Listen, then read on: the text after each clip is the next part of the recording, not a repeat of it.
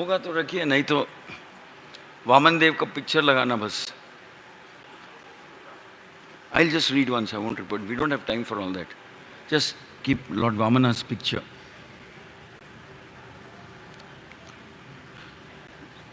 Srimad Bhagavatam, Canto 8, Chapter 18, Text number 12. Yattadvapurbhati vidhushanayudher avyakta chidvyaktam adharayadadri babhuvate naivasa Vamanavatuhu sampashyator divya gatiryatanataha. The Lord appeared in his original form with ornaments, the weapons in his hands. Although this ever-existing form is not visible in the material world, he nonetheless appeared in this form. Then in the presence of his father and mother, he assumed the form of Vamana, a Brahmana dwarf, a brahmachari, just like a theatrical actor. The word nataha is significant. Purport, an actor changes dress to play different parts, but is always the same man. Similarly, as described in the Brahma Samhita, the Lord assumes many thousands and millions of forms. Advaitam, Achyutam, Anadim, Ananta Rupam, Adhyam, Purana, Purusham. He is always present with innumerable incarnations. Ramadi Murti Shukala Niyamena Tishtan Nana Vatara Makarot Bhuvaneshu Kintu.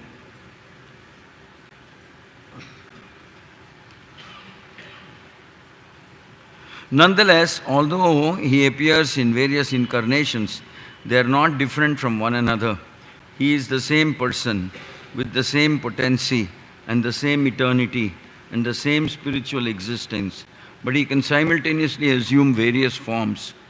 When Vamanadeva appeared from the womb of his mother, he appeared in the form of Narayana with 4 hands equipped with necessary symbolic weapons, and then immediately transformed himself into a brahmachari, Vatu. This means that his body is not material. One who thinks that the Supreme Lord assumes the material body is not intelligent. He has to learn more about the Lord's position. As confirmed in the Bhagavad Gita 4.9, Janma karma chame divyam evam yo veti tattvataha. One has to understand the transcendental appearance of the Lord in his original transcendental body, Sachidananda Vigraha. Mukam karoti vachalam pangum langayate girim yat krupatamaham vande Shri Gurum Deenatarinam Paramananda Madhavam Shri Chaitanya Ishwaram. So today we are observing the Vamana Dwadashi, commemorating the divine appearance of Lord Vamana Deva.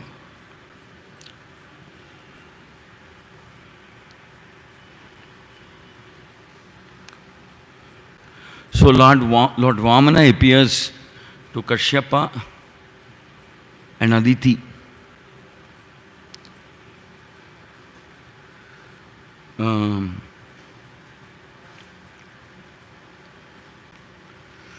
Lord Vamana appears at a very crucial time because the Devatas have been chased away from their kingdom, which is the heavenly planets. They have been chased away by Bali Maharaj. Bali Maharaj is the grandson of Prahlad, but he is born in a demoniac family, but he suddenly becomes extremely powerful because the descendants of Bhrigu, the Acharya Bhrigu, the descendants of Acharya Bhrigu bless Bali Maharaj, mainly Shukracharya. So by the power of blessings of the descendants of Bhrigu, Shukracharya, Bali Maharaj becomes extremely powerful. Bali Maharaj worships the Brahmanas, specifically worship the descendants of Bhrigu, because they are his Kula Gurus, they are all his Gurus. And there is some enmity between the Devatas and the demons. Hence, sometimes the enmity carries forward even in the Brahminical community. There is the Brihaspati who is guiding the Devatas, there is Bhrigu who is guiding the Asuras. Both are Brahmanas. But different types of Brahmanas, obviously. So, by blessing him, because Bali Maharaj from his early time was very respectful to the Brahminical class of people, worshipped them, respected them, took care of them, gave them charity, obeyed them. So they abundantly blessed him. And by the power of that blessing, he becomes almost invincible. Nobody can defeat him. Almost invincible. So, many times it happens that the demons go and conquer the heavenly planets, and then somehow Krishna comes, Vishnu appears, or something happens and they retrieve the heavenly planets back. And Indra is again made the king. But Indra is always living in fear. He does not know when the attack will come, from which asura, when, from which direction. So he is always living in some kind of fear and anxiety. And by the way, Indra has another type of anxiety also. He is always thinking who will do 100 Ashwamedha Yajnas. Because if somebody does 100 Ashwamedha Yajnas, then he can challenge Indra's position also. So one side he has the Asuras and the other side he has somebody who might do 100 Ashwamedha Yajnas and challenge him. So, as he becomes very powerful, Bali Maharaj, he is encouraged by all the Brahmanas and the other Asuras. Now is the right time for you to mount an attack on the heavenly planets and capture it. And when Bali Maharaj comes to the gates of the heavenly planets, the Indra Loka, Swarga Loka, he comes there.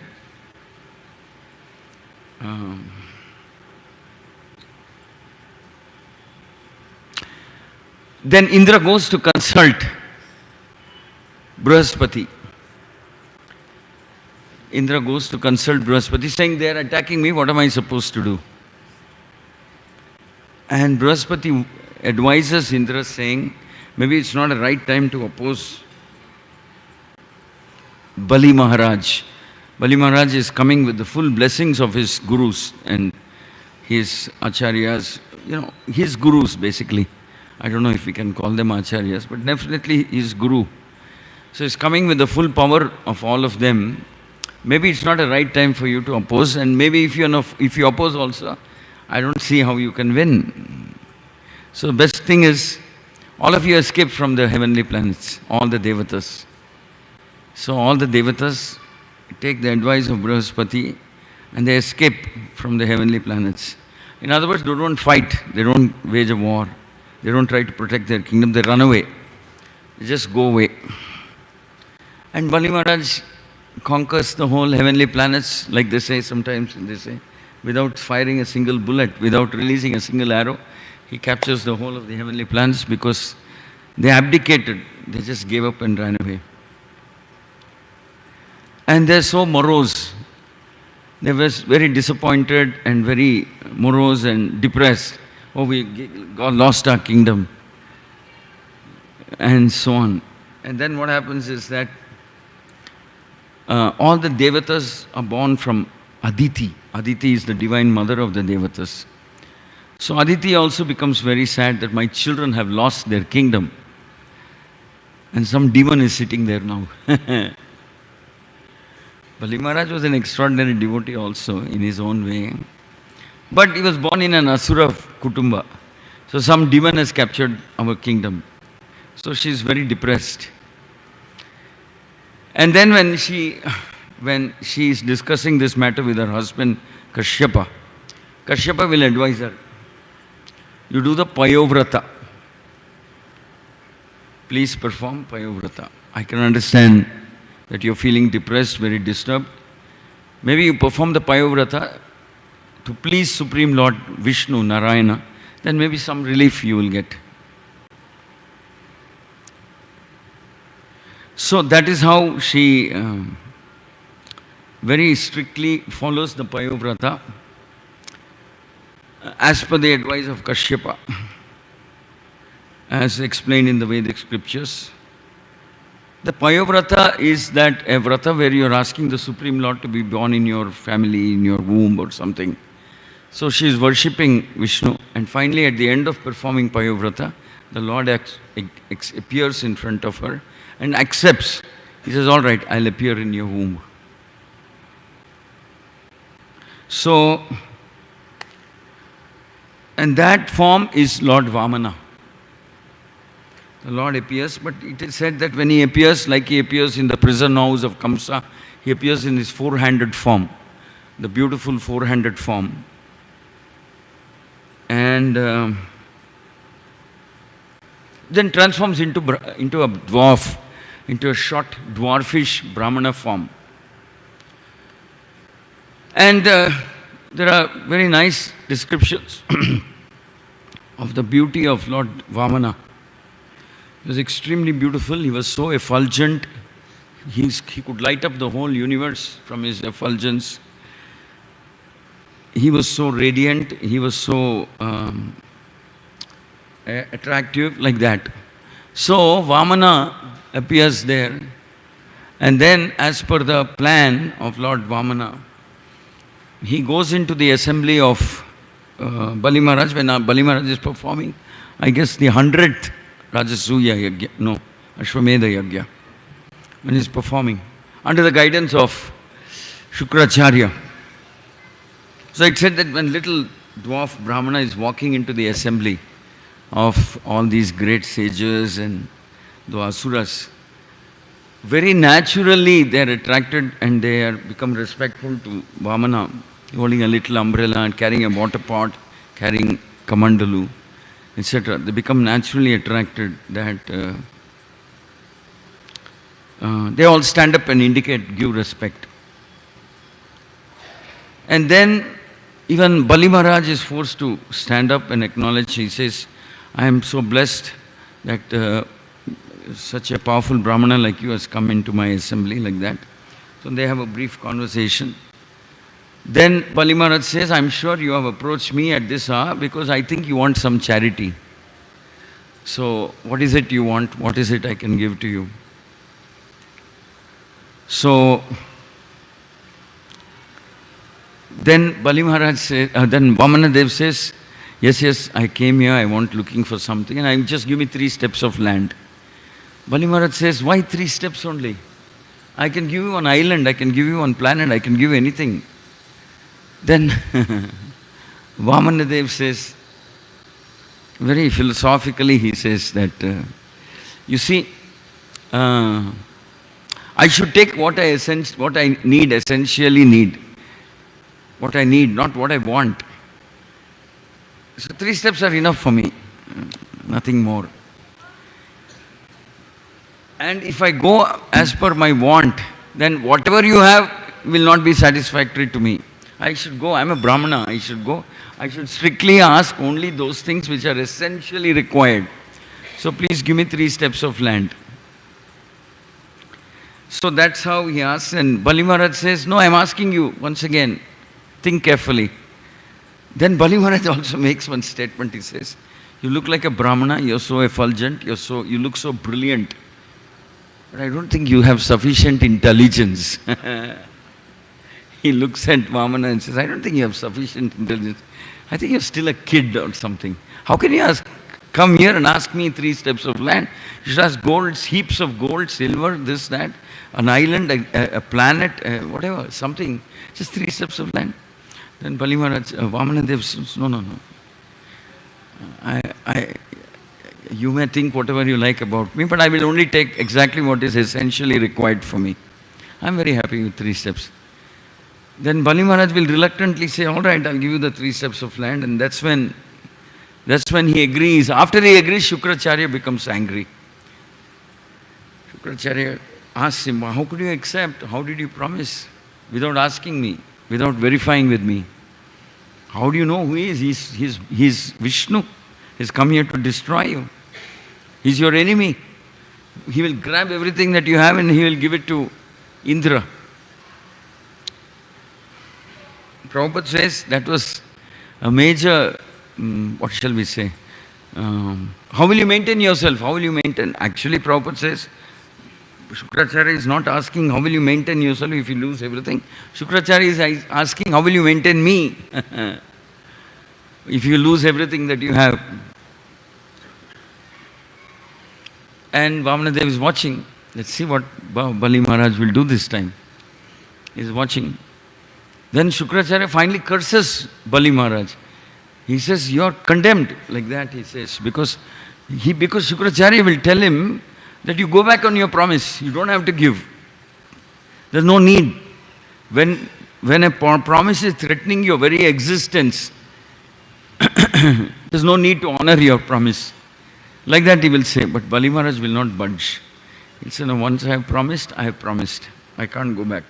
Whether he is a Brahmana, is a Nakli Brahmana, Asli Brahmana, whether he is my enemy Vishnu come in the form of a Brahmana, I have given my word, I have to live as per that word. Like that. Prabhupada says, Kali Yuga Brahmanas are, Kali Yuga deterioration started, of course, from the curse that the Brahmana sage's son gave to Parikshit Maharaj, Shringi. So, that's how Kali Yuga started. Because when Brahmanas became a little compromised, or shall we say selfish, and they became arrogant because they wanted to show how powerful they are. So that marked their beginning of their degradation. So anyway, Bali Maharaj executes his promise and Vamanadev accepts. And Vamanadev will ask, first step, upper planets, second step, lower planets, third step, where should I keep? Then Bali Maharaj very lovingly offers his head. So Bali Maharaj has become an example of complete surrender to the Lord. Atma, what is it called? Atma Nivedan. He becomes an example of Atma Nivedan, completely surrendering. So that Vamanadev appeared today. Today is celebrated as Vamana Dvadashi, appearance of Lord Vamana.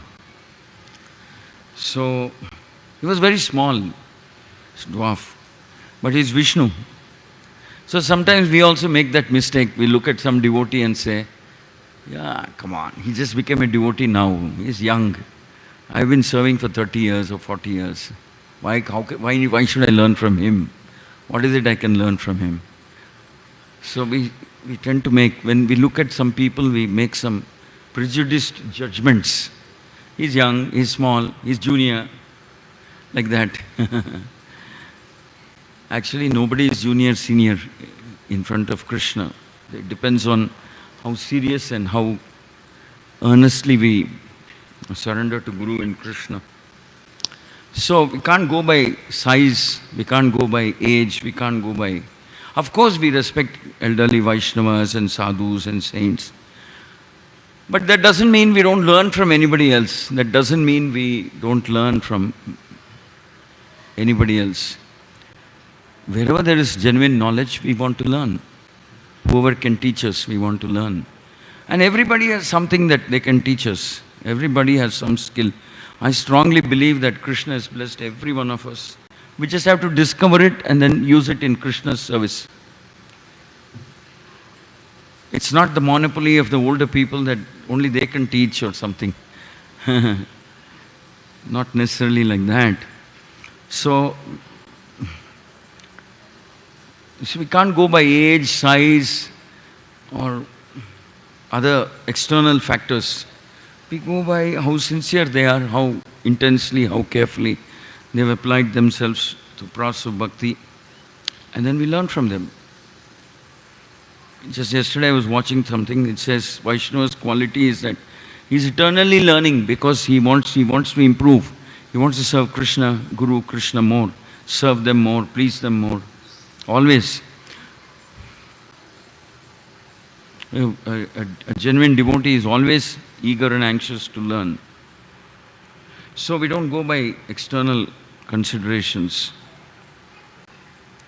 So that's the story of, just a nutshell, the story of appearance of Vamanadeva.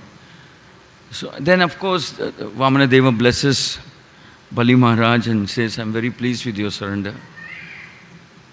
by the, we should return the kingdom that belongs to Indra to Indra. You be happy with what you have earned otherwise, like that. And then Bali Maharaj becomes, Vamanadev becomes a protector of Bali Maharaj. He gives him a boon saying, whatever wealth you have, I will endeavor to protect it, whatever you have. So Krishna is grateful, whatever seva we do.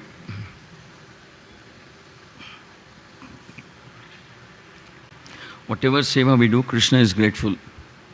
So today we've asked our dear colleague Balabhadra Prabhu, because all of us want to be preachers, all of us want to be preaching.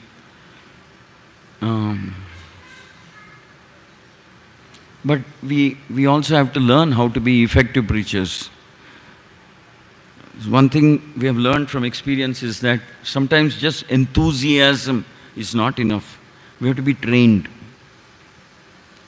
Just as Radharani trains everybody how to serve Krishna. Lord Balaram trains, Prabhupada trained. Prabhupada trained people how to wear a sari, how to wear a dhoti, how to put on tilak, how to eat, how to cook, how to be cultured, everything Prabhupada taught.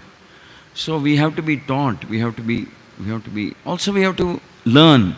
In our parampara, we are always learning. We are learning from the acharyas, we are learning from Prabhupada, we are learning from Prabhupada's books. We are always learning from anybody who's good at something. So in that spirit, we want to be effective preachers. Like I said, enthusiasm is very required. Desire to preach is also important. We want to connect as many people to Guru and Krishna, not to ourselves.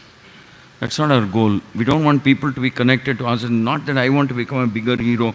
I now control so many people. That's not our mood. We want to connect people to ISKCON, to Krishna, to Guru, to Bhakti.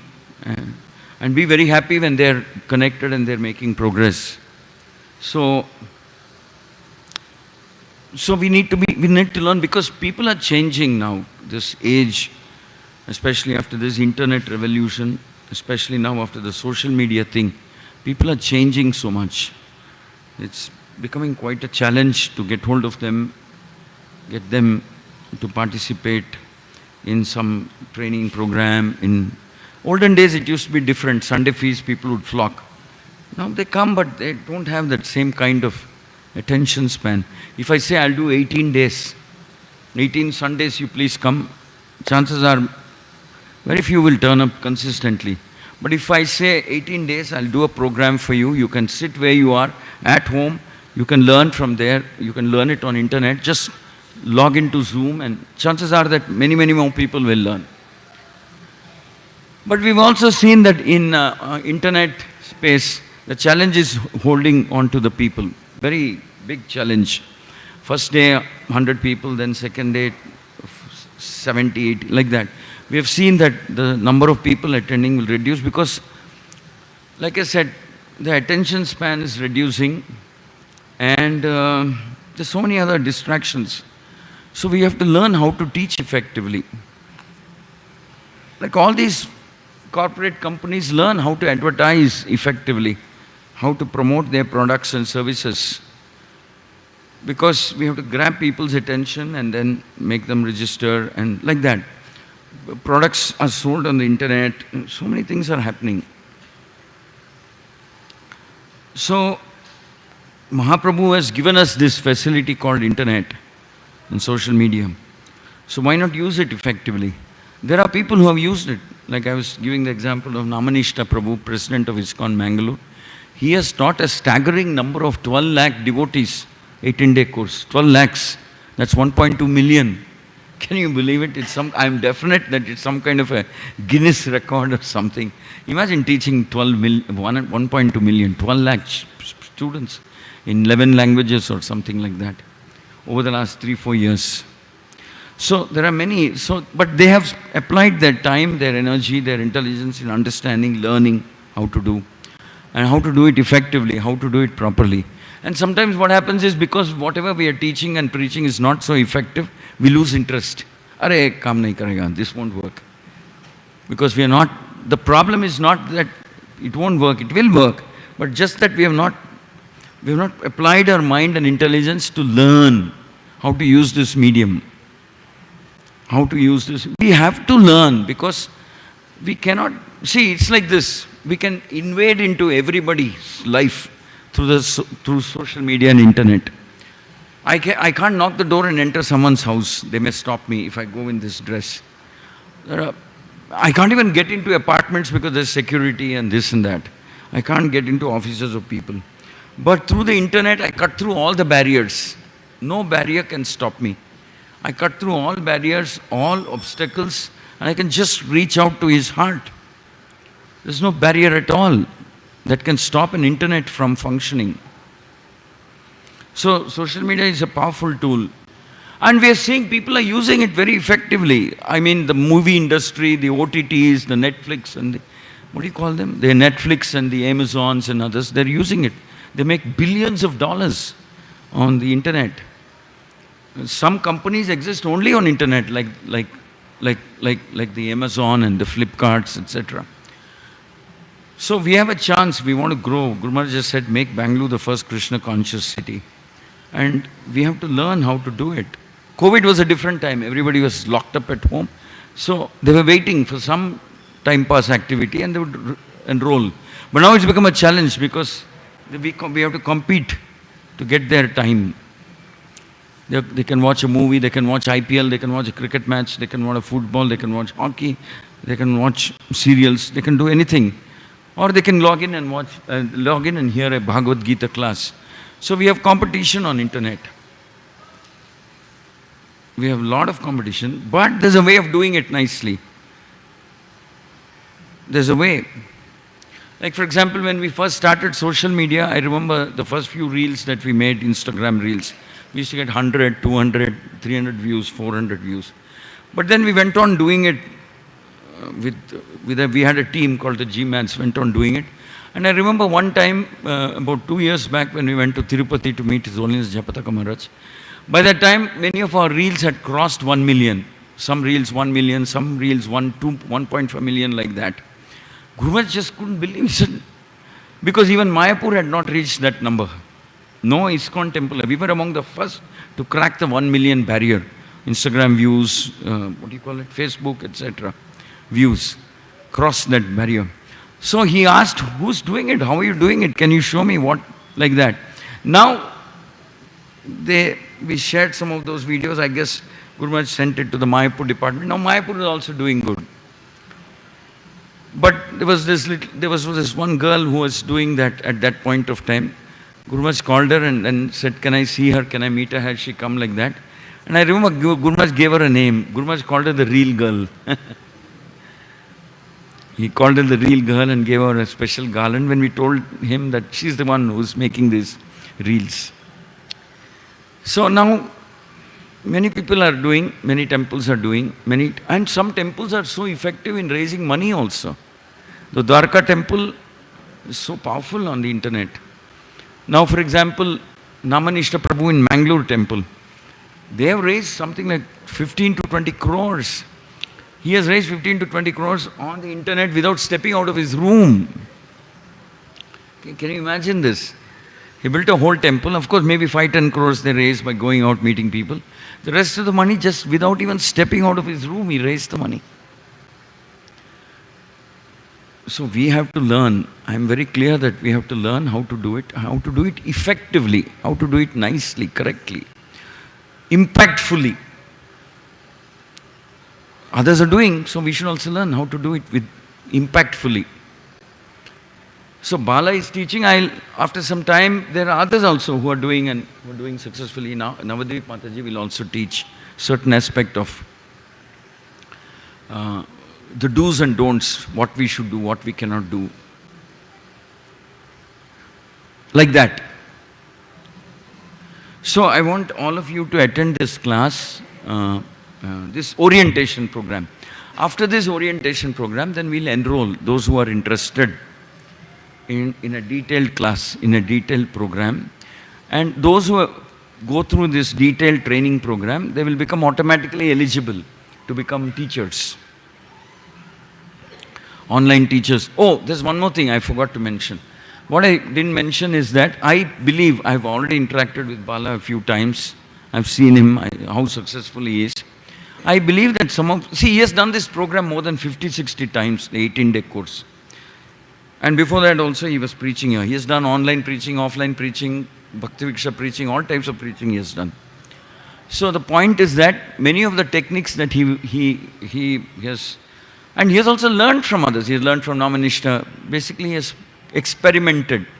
And people cannot say that his technique is successful only in Tamil, because some time back he used this material that he has developed after seeing Bombay, Chopati, Pune, Mayapur, what is it called?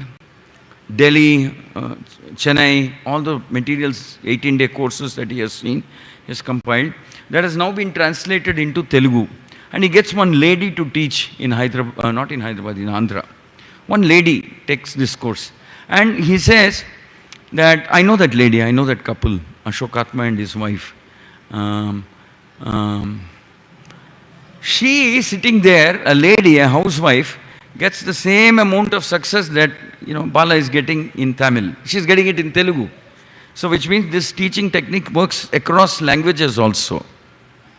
And the other thing I wanted to tell you is that I believe that some of these techniques are useful even when we do offline preaching.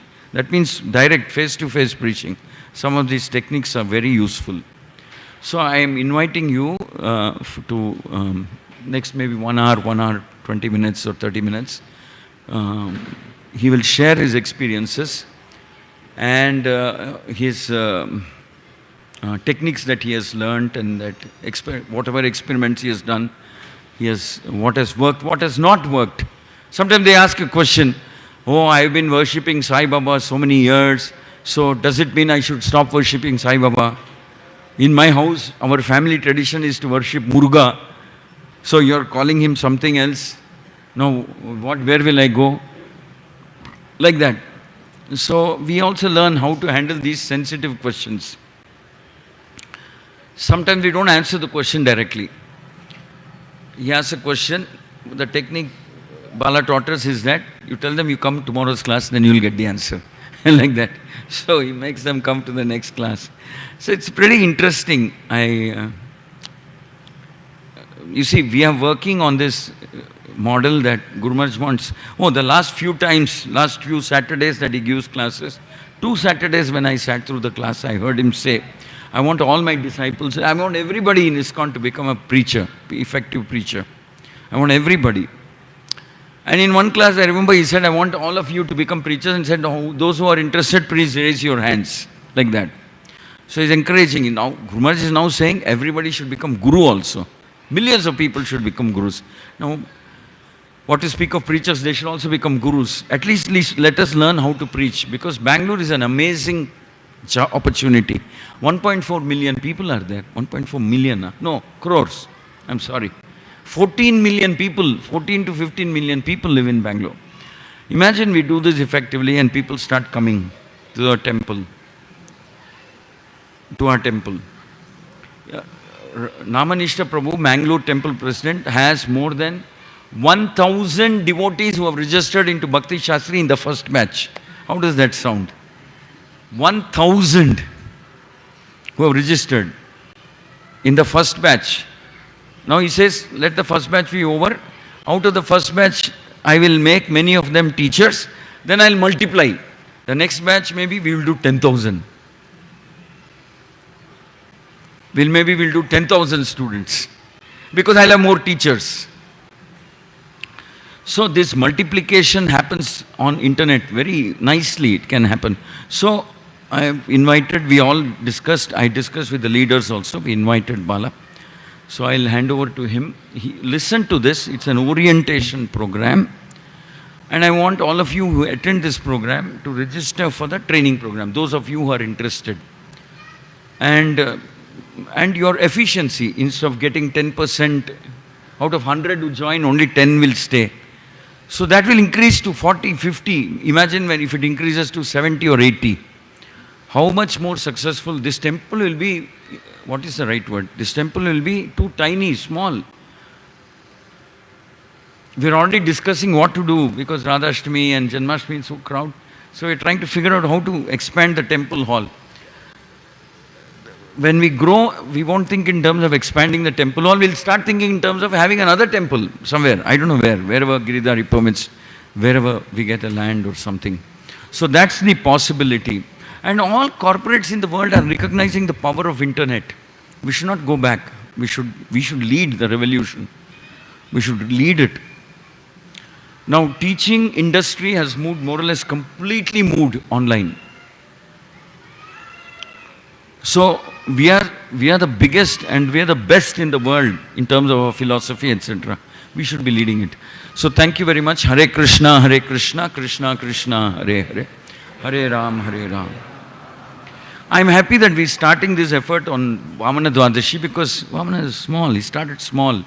When he grew and grew and grew and captured the whole world. What do you think? Not the world, he captured the whole, planetary systems. So we're starting small, starting with a few devotees. But I'm very sure if you all take this as a divine opportunity given by Srila Prabhupada, Guru, Krishna, then this will cascade and grow and exponentially, help us in many ways to make Bangalore the first Krishna conscious city. Thank you very much. Hare Krishna.